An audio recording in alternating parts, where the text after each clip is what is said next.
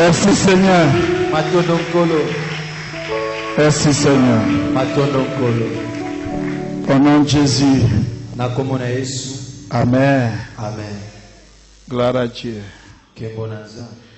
Merci d'être là ce soir pour ce culte d'enseignement.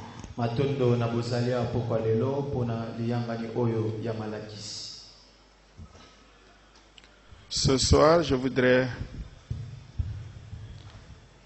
vous parler de la prière.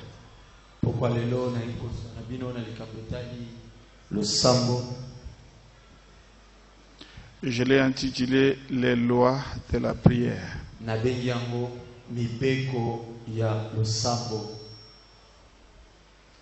Les lois de la prière. Notre texte de base aujourd'hui, c'est Jacques chapitre 5.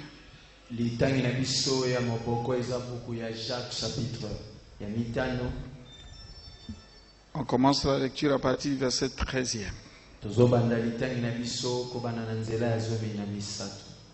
Quelqu'un parmi vous est-il dans la souffrance?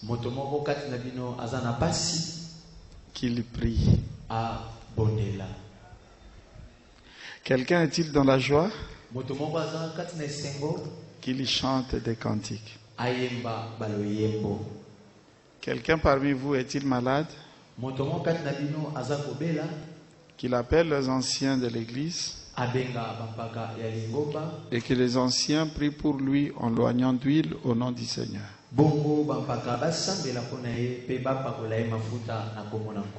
La prière de la foi sauvera les malades et le Seigneur le relèvera. Et s'il a commis des péchés, il lui sera pardonné. Confessez donc vos péchés les uns aux autres et priez les uns pour les autres afin que vous soyez guéris. Élie était un homme de la même nature que nous. Il pria avec instance pour qu'il n'ait plus point et il ne tomba point de pluie sur la terre pendant 3 ans et 6 mois.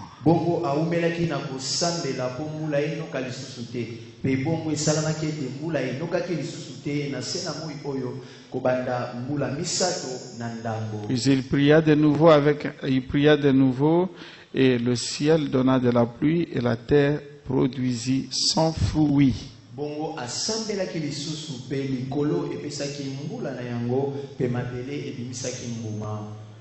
Il y a une phrase qui me touche énormément quand je lis ce texte. C'est au verset 17e où on dit Élie était un homme de la même nature que nous.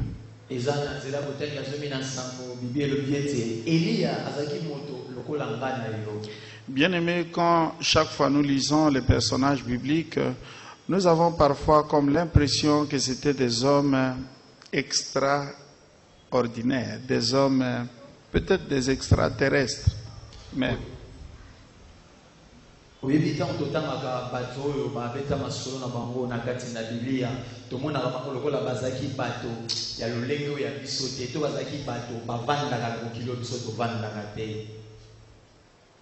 et l'un de ces personnages, c'est Élie. Bien aimé, ce que Élie avait fait, et bien sûr il a fait beaucoup de choses, mais c'est pourquoi il est cité dans ce texte.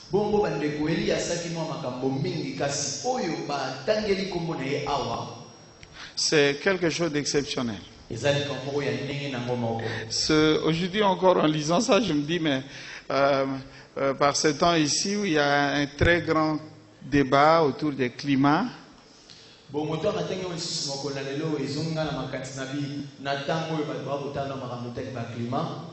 réchauffement planétaire et ainsi de suite. Mais Élie était un type de prophète capable de changer le climat ou de changer la climatologie.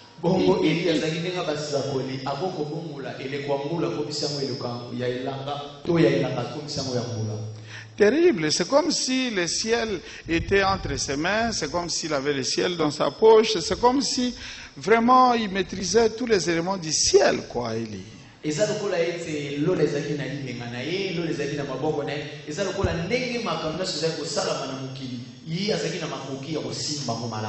Mais pour montrer que ce qui s'était passé du temps d'Élie n'était pas seulement un changement climatique dû, je ne sais pas moi, au réchauffement planétaire ou à tout ça, pour montrer que ce qui s'était passé là venait de lui, eh bien, il a fait une chose et il a fait son contraire.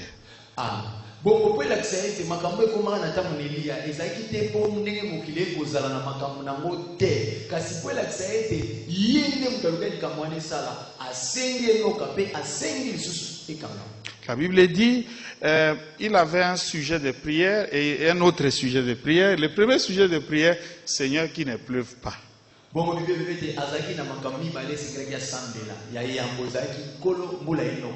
Et il ne pleut pas pendant 3 ans et 6 mois sur la parole d'Élie.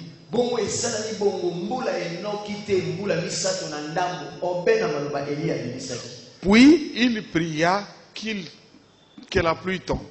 Et vous voulez, moi je vais exagérer en disant, et il plut pendant 3 ans et 6 mois. Et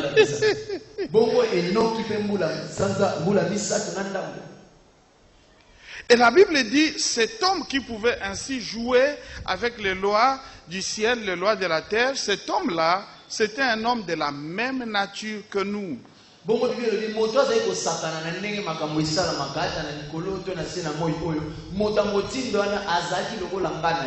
Disons ensemble, Élie était un homme de la même nature que moi.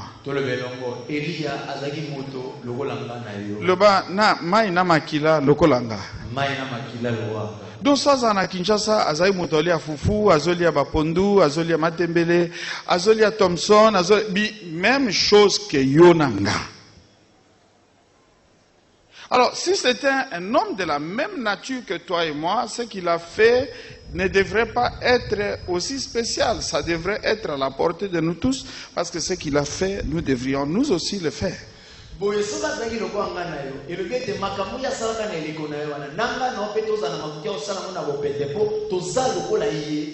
Un homme de la même nature.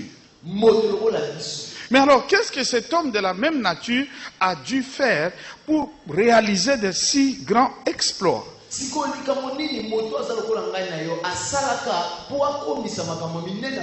La Bible dit, il pria. Est-ce qu'il y a quelqu'un ici qui prie? Ça t'est arrivé de prier? Et lui aussi. Mais il avait un sujet de prière spécifique et il a prié pour ça d'une manière spécifique et il a obtenu des résultats.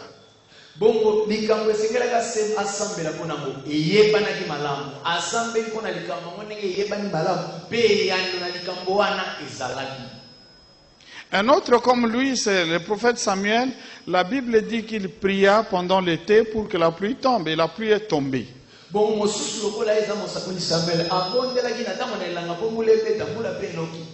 Un autre différent d'Élie, enfin différent un peu, un autre aussi comme Élie, parce qu'Élie n'a pas seulement fait pleuvoir du ciel, il a fait aussi tomber les feux du ciel. Alors il y a un autre comme Aaron qui a prié, il a demandé que Dieu puisse faire descendre les feux sur l'autel et les feux étaient descendus sur l'autel du sacrifice.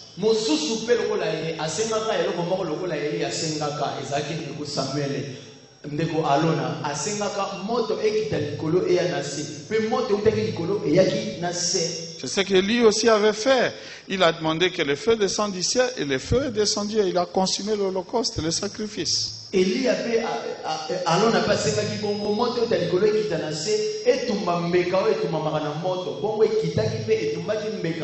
est en train de dire que comme Aaron, Élie aussi avait fait ça. Quels sont ces hommes capables de pouvoir manipuler le ciel, manipuler les éléments du ciel comme ça, quelles étaient les forces?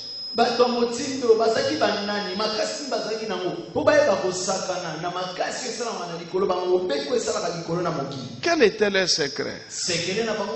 Simple. C'était la prière. Amen.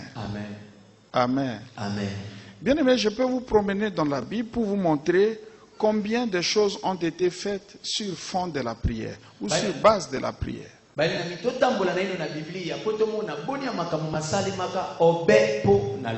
Rebecca était une femme stérile. Et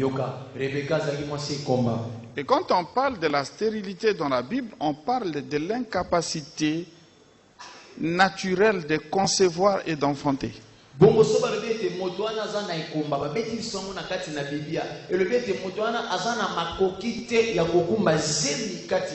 Mais exceptionnel, la Bible dit Isaac implora l'Éternel, ça veut dire il pria, et l'Éternel accorda à sa femme de concevoir et d'enfanter.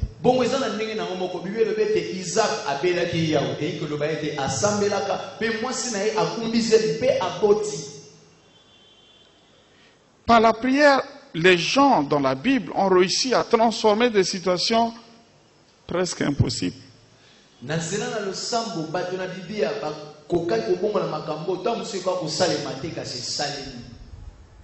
Alléluia. Amen. Et donc, Dieu a mis à notre disposition quelque chose d'exceptionnel qu'est la prière. Amen. Exceptionnel. Amen.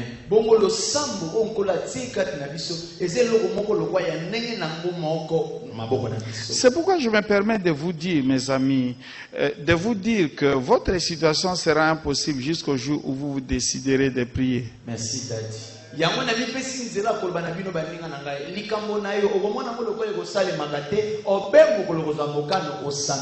Tant que vous ne vous êtes pas encore vraiment décidé de prier pour quelque chose, ne dites pas qu'elle est impossible.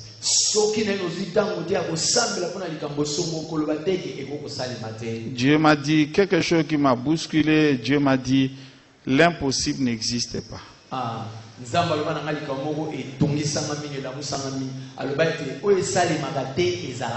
Même si je n'arrive pas encore à tout comprendre, mais c'est ce que Dieu m'a dit. Il m'a dit l'impossible n'existe pas.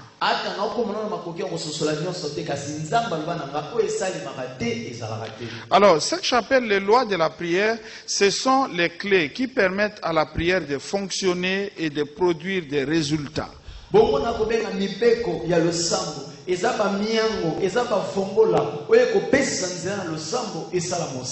Bien-aimé, si ta prière ne produit pas de résultats, il faut t'interroger, il faut rentrer en toi-même, il faut rester dans la présence de Dieu, il faut te poser des questions jusqu'à ce que Dieu puisse vraiment te mettre sur une piste. Tes prières ne doivent pas rester stériles. Oh,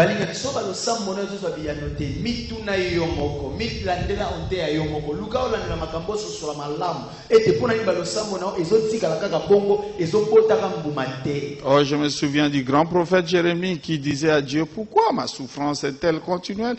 Pourquoi ma blessure ne guérit-elle toujours pas? Pourquoi elle est si douloureuse? Pourquoi? Et Dieu lui dit, si tu te rattaches à moi, je te répondrai.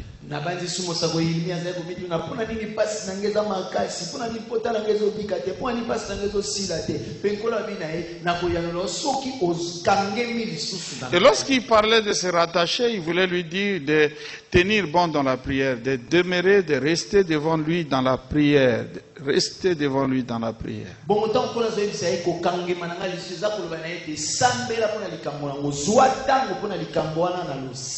Alors, très brièvement, quelles sont les lois qui font fonctionner la prière à succès?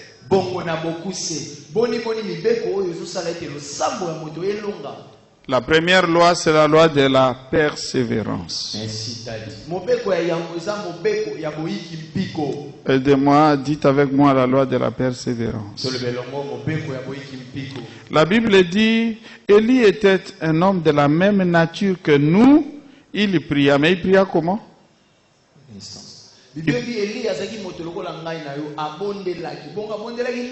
Comment pria-t-il? Vous n'avez pas de Bible? Nous sommes dans Jacques chapitre 5, verset 17 déjà. Élie était un homme de la même nature que nous. Comment pria-t-il? avec instance.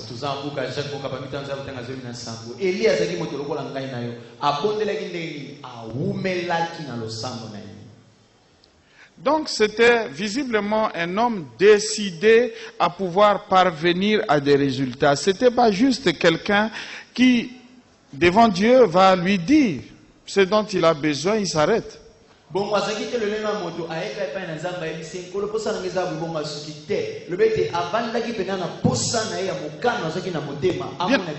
Bien aimé, parfois nous prions pour nos vies comme s'il s'agissait de la vie des autres, même des inconnus.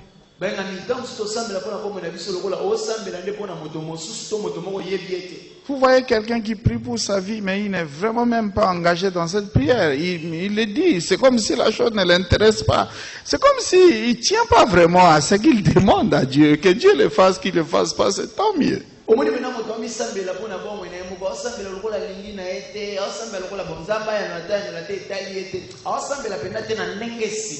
Bien-aimé, regardez-moi.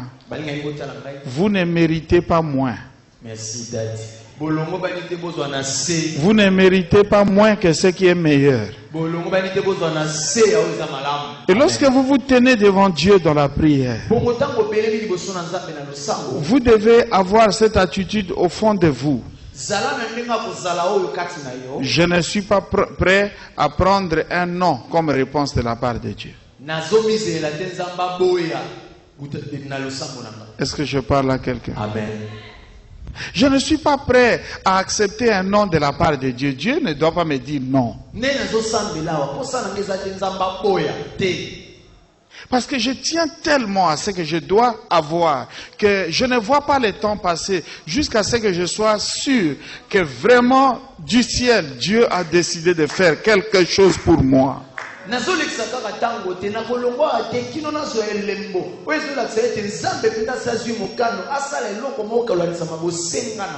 Bien aimé, quand on est engagé dans une chose qui nous tient à cœur, on ne voit pas le temps passer. Merci.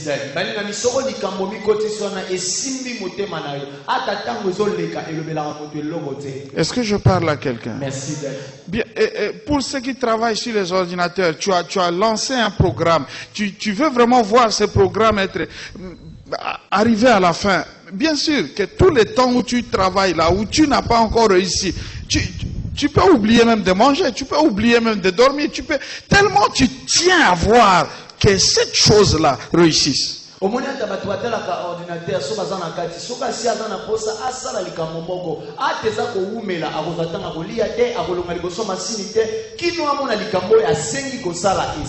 la première loi qui fait fonctionner la prière à succès, c'est cette loi de la persévérance. Dieu ne bénit pas la paresse, mes amis. Dieu ne bénit pas la paresse. Oh non, Seigneur, bon, toi tu sais toutes choses, tu sais ce dont j'ai besoin. Oui, Dieu sait toutes choses, mais s'il ne fait rien, c'est toi qui perds tout, mon ami.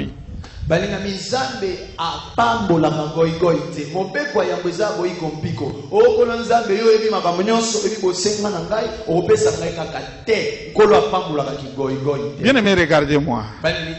Dieu peut faire ce qu'il veut faire dans ta vie, même dans 20 ans.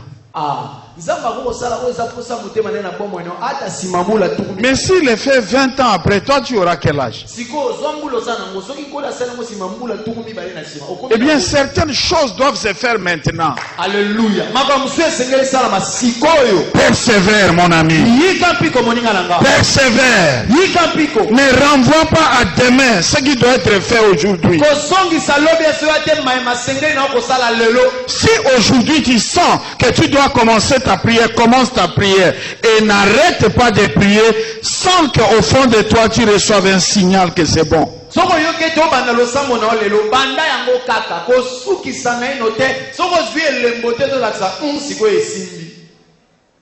C'est pourquoi la meilleure lecture de Matthieu 7, c'est demander, demander, demander, demander, demander, demander, demander, demander, jusqu'à ce que vous recevrez.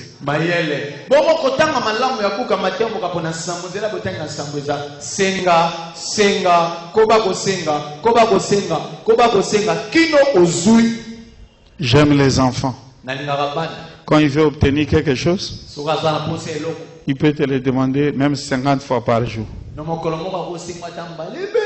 À l'équipe, Jusqu'à ce que tu t'ennuies. Tu dis, mais je t'avais, parfois tu cries, mais tu cries parce que tu veux le faire taire. Mais lui, tu vas crier, il va oublier, il va revenir encore.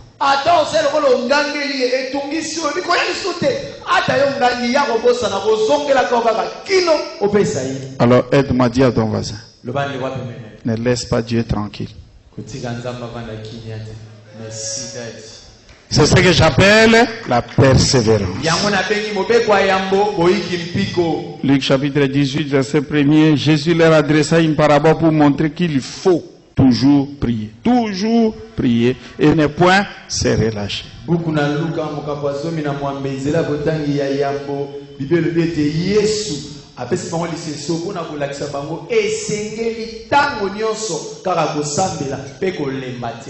Il faut toujours prier. Et ne point se relâcher. Bien-aimé, tu avais commencé à prier pour certaines choses pour ta vie. Où en es-tu aujourd'hui? Tu es fatigué? Tu as abandonné? Tu t'es relâché? Est-ce que Dieu t'a dit qu'il ne te donnerait pas? Est-ce que Dieu t'a dit qu'il n'est pas capable de le faire? Bien-aimé, regardez-moi un peu. Si vous savez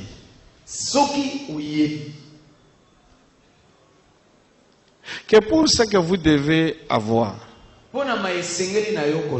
c'est notre frère le bon qui va vous donner ça.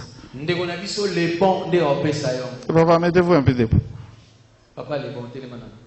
Frère le bon, télémana. Oyebi kezaye. Oyebi keza les biens. Les seuls. Les biens les bons. Alléluia. Amen. Vous savez que c'est lui. Oyebi zayi. Est-ce que otika eka abimaka ndemana akeneka bon? Mbaba. Ça veut dire que oyebi te. Mais si vraiment tu tiens à la chose, même si le frère traîne ici, tu vas attendre. Vrai ou faux? Vrai ou faux? Alors même si Dieu traîne, merci papa, attends. Je dis amen à votre. Deuxième loi, il ne faut pas que je traîne trop. Deuxième loi. C'est la loi de la foi. Amen. Marc chapitre 11, verset 23 à 24. 22 à 24, je vous l'ai dit. Jésus prit la parole et leur dit, ayez foi en Dieu.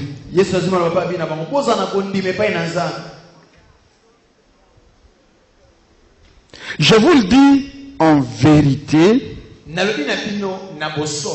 Si quelqu'un dit à cette montagne, ôte-toi de là et jette-toi dans la mer, et s'il ne doute point en son cœur, mais croit que ce qu'il dit arrive, il le verra s'accomplir. C'est pourquoi je vous dis, tout ce que vous demanderez en priant, croyez que vous l'avez reçu. Et vous le verrez s'accomplir. Amen. Hey. Il faut que dans ce que tu demandes à Dieu, que tu ne doutes pas. Merci, Daddy.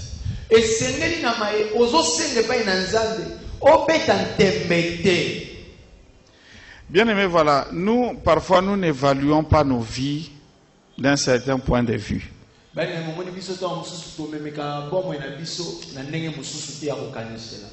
Je sais que ça fait longtemps que tu es dans la foi.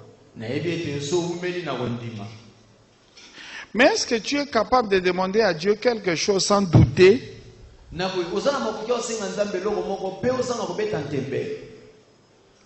Un jour, je devais prêcher à Goma et le pasteur m'a dit, pasteur, je compte sur toi. Tu vois la parcelle derrière là, on nous demande 400 000 pour l'avoir. Je voudrais que demain, quand tu vas travailler dimanche, que tu nous achètes cette parcelle.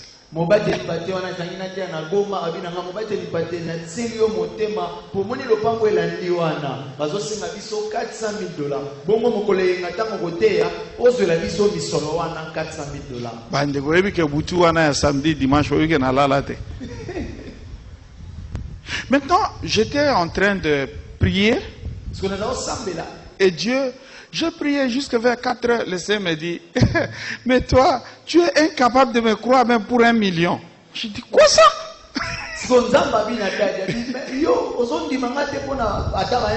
Bien, mais vous savez, 1 million, on peut dire, on peut parler de ça. Mais quand il faut vraiment réaliser que c'est 1 million,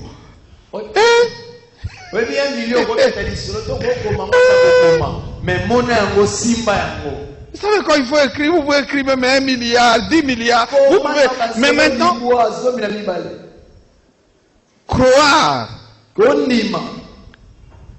à 1 seul million. Car à 1 million. Donc, on va dire, donc, d'abord 1000 fois 1000. Le Seigneur me dit, comment tu n'es pas calme? Tu n'es pas capable de me croire pour 1 million. J'ai dit à Dieu, Seigneur, excuse-moi. Tu sais, tout ça, j'ai seulement lu ça dans les millions, j'ai lu ça dans des livres. J'ai jamais vu ça. J'ai jamais vu.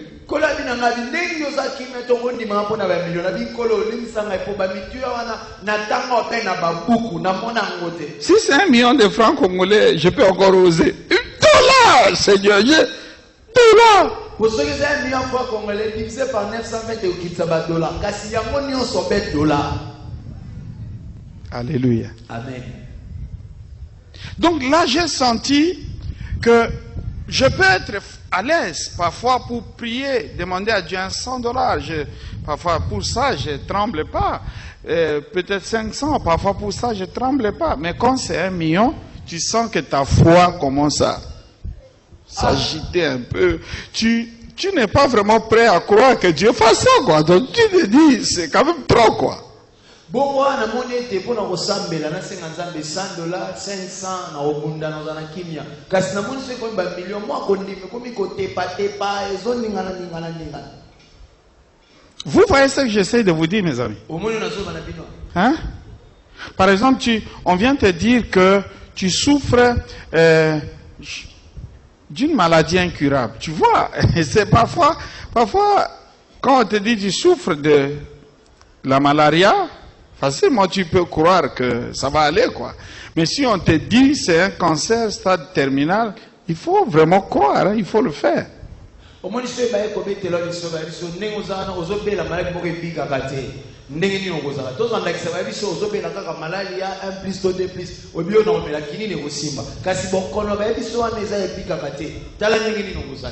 ici la Bible dit il faut que ce que tu demandes à Dieu, que tu crois, que tu ne doutes pas dans ton cœur.